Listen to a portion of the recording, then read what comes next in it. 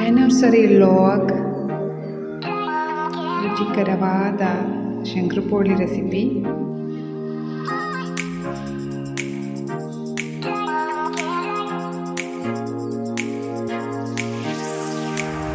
Hello everyone, welcome back to my YouTube channel Supreetha vlogs.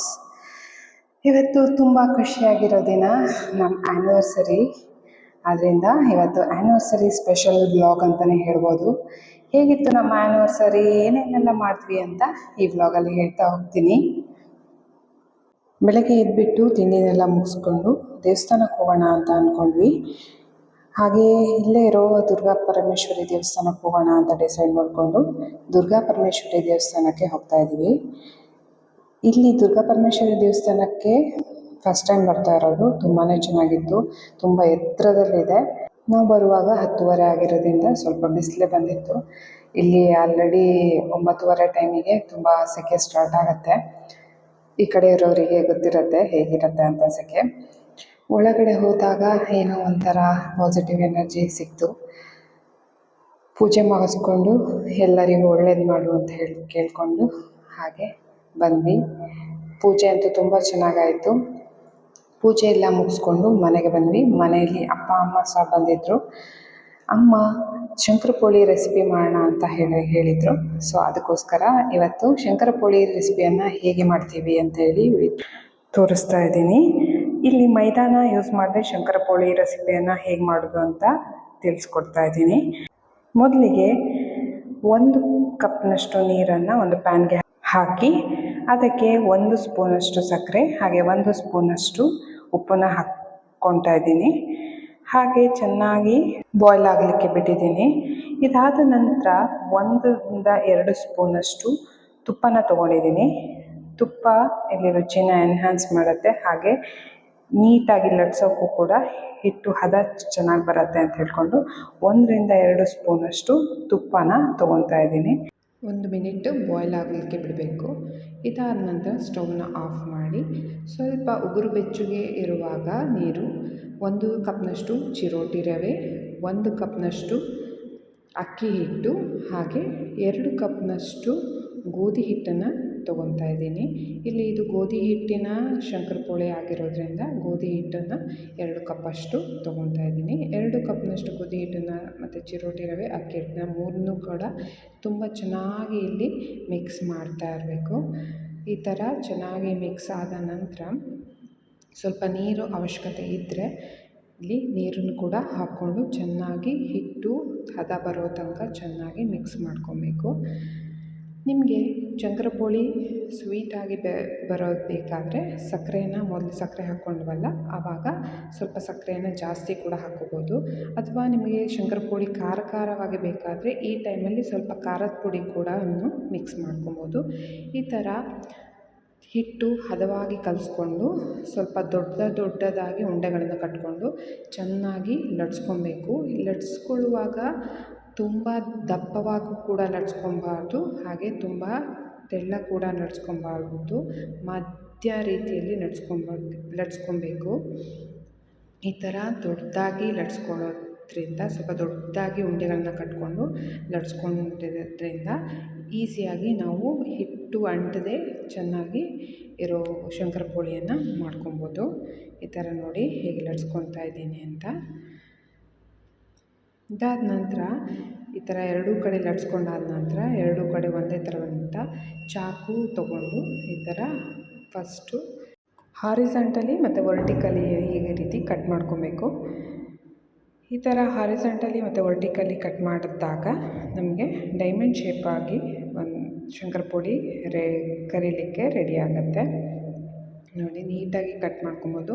ಇದನ್ನ ಚಾಕು ತೊಗೊಂಡು ಬೇಕಾದರೂ ಕಟ್ ಮಾಡ್ಬೋದು, ಸ್ಪೂನಲ್ಲಿ ಕೂಡ ಕಟ್ ಮಾಡ್ಬೋದು. ಶಂಕರಪೋಳಿ ಮಾಡೋದೇ ಒಂಥರ ಸ್ಪೂನು ಚಕ್ರ ಇರೋ ಸ್ಪೂನ್ ಬರುತ್ತೆ, ಅದನ್ನು ಕೂಡ ಯೂಸ್ ಮಾಡ್ಕೋಬೋದು. ಇಲ್ಲಿ ನಾವು ಚಾಕುವಲ್ಲಿ ಕಟ್ ಮಾಡ್ತಾಯಿದ್ದೀನಿ. ನೋಡಿ ಡೈಮಂಡ್ ಶೇಪು ಎಷ್ಟು ಚೆನ್ನಾಗಿ ಬಂದಿದೆ ಅಂತ. ಈ ಥರ ಕಟ್ ಮಾಡ್ಕೊಂಡಿರೋದನ್ನು ತೊಗೊಬೇಕು. ಅದಾದ ನಂತರ ಒಂದು ಪ್ಯಾನ್ಗೆ ಸ್ವಲ್ಪ ಎಣ್ಣೆನ ಹಾಕ್ಕೊಂಡು ಬಿಸಿ ಆಗೋ ತನಕ ಬಿಡಬೇಕು. ಆದ ನಂತರ ಈ ಥರ ಚಿಕ್ಕದಾಗಿ ಕಟ್ ಮಾಡಿ ಇಟ್ಕೊಂಡಿರುವಂತಹ ಶಂಕರಪೋಳಿಯ ಹಿಟ್ಟನ್ನು ಈ ಥರ ಹಾಕಬೇಕು. ಎಣ್ಣೆ ಚೆನ್ನಾಗಿ ಬಿಸಿ ಆದ ನಂತರನೇ ಹಾಕ್ಕೋಬೇಕು, ಇಲ್ಲಾಂದರೆ ಅದು ಕೆಳಗಡೆ ಹಿಡಿದು ಹೋಗುತ್ತೆ.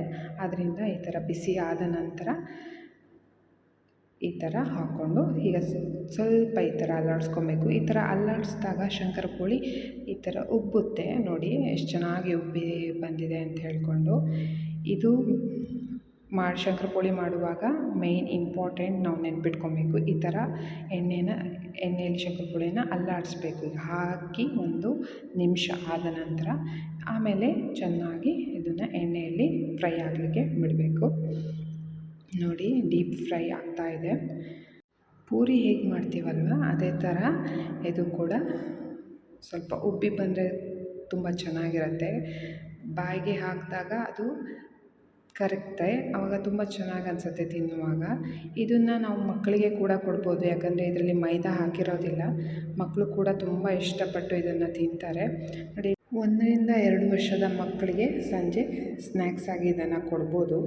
ನೋಡಿ ಇಲ್ಲಿ ಸ್ವಲ್ಪ ಕಲರ್ ಚೇಂಜ್ ಆಗ್ತಾ ಇದೆ. ಈ ಥರ ಕಲರ್ ಚೇಂಜ್ ಆಗುವಾಗ ಗೋಲ್ಡನ್ ಕಲರ್ ಬರ್ತಾ ಇದೆ. ಈ ಥರ ಕಲರ್ ಚೇಂಜ್ ಆಗುವಾಗ ನಾವು ಇದನ್ನು ಸ್ವಲ್ಪ ಮತ್ತೆ ತಿರುವಿ ಹಾಕ್ಕೊಬೇಕು, ಇಲ್ಲಾಂದರೆ ಒಂದೇ ಕಡೆ ತುಂಬ ಜಾಸ್ತಿ ಫ್ರೈ ಆಗೋಗುತ್ತೆ. ನೋಡಿ ಈ ಥರ ನೀಟಾಗಿ ತಿರುವಿ ಹಾಕ್ಕೊಬೇಕು.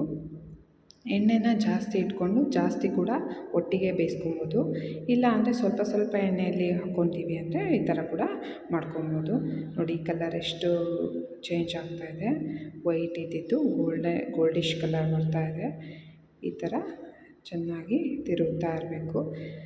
ನಿಮಗೆ ಜಾಸ್ತಿ ಕುರುಮ್ ಥರ ಬರಬೇಕಂದ್ರೆ ಸ್ವಲ್ಪ ಜಾಸ್ತಿ ಫ್ರೈ ಮಾಡ್ಕೋಬೇಕು, ಇಲ್ಲಾಂದರೆ ಜಸ್ಟ್ ಗೋಲ್ಡನ್ ಕಲರ್ ಆಗೋದು ಆವಾಗ ಕೂಡ ತೆಕ್ಕೊಬೋದು.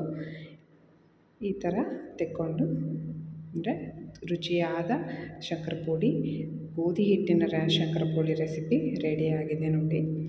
ಇದು ಇವತ್ತಿನ ಸ್ಪೆಷಲ್ ಆಗಿತ್ತು.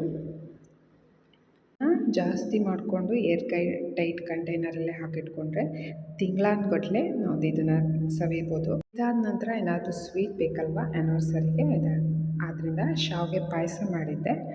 ಸ್ವಲ್ಪನೇ ಮಾಡಿದ್ದೆ, ಎಷ್ಟು ಬೇಕೋ ಅಷ್ಟು. ಜಾಸ್ತಿ ಆದರೆ ಸುಮ್ಮನೆ ವೇಸ್ಟ್ ಆಗುತ್ತೆ ಅಂತ ಎಷ್ಟು ಬೇಕೋ ಅಷ್ಟು ಮಾಡಿದೆ. ನಂತರ ಮಧ್ಯಾಹ್ನ ಟೈಮಲ್ಲಿ ಎಲ್ಲಾದರೂ ಆಚೆ ಹೋಗೋಣ ಅಂತ ಹೇಳಿಕೊಂಡು ಹೊರಟ್ವಿ ರೆಡಿಯಾಗಿ. ಬಟ್ ಸ್ವಲ್ಪ ತುಂಬಾ ಟ್ರಾಫಿಕ್ ಇರೋದ್ರಿಂದ ನಿಧಾನನೇ ಹೋಯಿತು. ಅಂದ್ಕೊಂಡಿರೋ ಟೈಮಿಗೆ ಡೆಸ್ಟಿನೇಷನ್ ರೀಚ್ ಆಗಲಿಲ್ಲ. ಆದರೂ ಎಂಜಾಯ್ ಮಾಡಿಕೊಂಡೇ ಹೋದ್ವಿ. ಎಲ್ಲಿಗೆ ಹೋಗಿದ್ವಿ ಅಂದರೆ ನಮ್ಮ ಮಂಗಳೂರು ಹತ್ತಿರ ಇರೋ ಪಿಲಿಕುಳ ಬಯಾಲಜಿಕಲ್ ಪಾರ್ಕ್ಗೆ ಹೋಗಿದ್ವಿ. ಇದು ತುಂಬಾ ಚೆನ್ನಾಗಿದೆ, ಎಲ್ಲರೂ ಕೂಡ ಎಂಜಾಯ್ ಮಾಡ್ಬೋದು. ಮಕ್ಕಳಿರ್ಬೋದು, ದೊಡ್ಡೋರಿರ್ಬೋದು, ಎಲ್ಲರೂ ಕೂಡ ಎಂಜಾಯ್ ಮಾಡ್ಬೋದು. ಯಾಕಂದರೆ ಲೇಕ್ ಇದೆ, ಗಾರ್ಡನ್ ಇದೆ, ಹಾಗೆ ಝೂ ಇದೆ, ಎಲ್ಲದೂ ಇದೆ. ಇಲ್ಲಿ ಹೋಗಿದ್ವಿ, ತುಂಬಾ ಚೆನ್ನಾಗಿತ್ತು. ಬಟ್ ಇಲ್ಲಿ ಹೋದರೆ 5 ಗಂಟೆಗಿಂತ ಮುಂಚೆ ಹೋಗಬೇಕು, ಇಲ್ಲಾಂದರೆ ಲೇಟ್ ಆಗಿಬಿಡುತ್ತೆ. ಇಲ್ಲಿ ನಾವು ಆ್ಯಕ್ಚುಲಿ ಝೂ ನೋಡೋಣ ಅಂತ ಬಂದ್ವಿ, ಬಟ್ ತುಂಬ ಲೇಟ್ ಆಗಿರೋದ್ರಿಂದ ಲೇಕ್ ಗಾರ್ಡನ್ಗೆ ಮಾತ್ರ ಹೋಗಬೇಕಾಯಿತು. ಆದ್ದರಿಂದ ಇಲ್ಲಿ ಲೇಕ್ ಗಾರ್ಡನ್ ಕೂಡ ತುಂಬಾ ಚೆನ್ನಾಗಿತ್ತು. ನಾವು ಬೋಟಲ್ಲಿ ಹೋದ್ವಿ. ನೀವು ಒಂದ್ಸಲ ವ್ಯೂ ನೋಡ್ಕೊಂಬನ್ನಿ ಹೇಗಿತ್ತು ಅಂತ.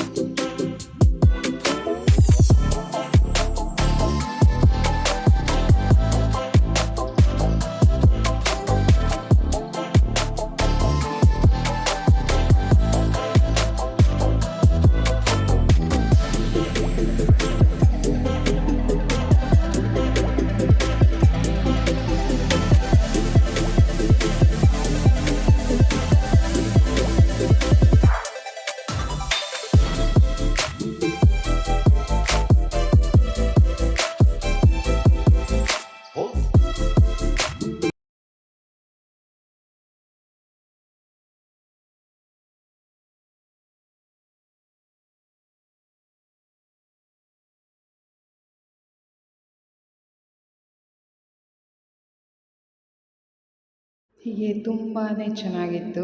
ಅದಾದ ನಂತರ ನನ್ನ ಹಸ್ಬೆಂಡು ಪಿಜ್ಜಾ ತಂದಿದ್ದರು. ಅವರಿಗೂ ಗೊತ್ತಿರಲಿಲ್ಲ ನಾನು ಕೇಕ್ ತರೋಣ ಅಂತ ಅಂದ್ಕೊಂಡಿದ್ದೆ. ನಾನು ಕೇಕ್ ತಂದಿದ್ದೆ.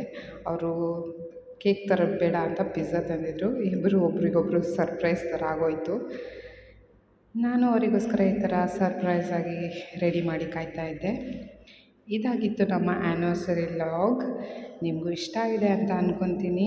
ಹೇಗಿತ್ತು ಅಂತ ಕಮೆಂಟ್ ಮಾಡಿ. ವಿಡಿಯೋ ಇಷ್ಟ ಆದರೆ ಲೈಕ್ ಮಾಡಿ, ಹಾಗೆ ಚಾನಲನ್ನು ಸಬ್ಸ್ಕ್ರೈಬ್ ಮಾಡಿ. ಇನ್ನೊಂದು ವಿಡಿಯೋ ಜೊತೆ ಮತ್ತೆ ಸಿಗ್ತೀನಿ. Take care. ಬಾಯ್ ಬಾಯ್.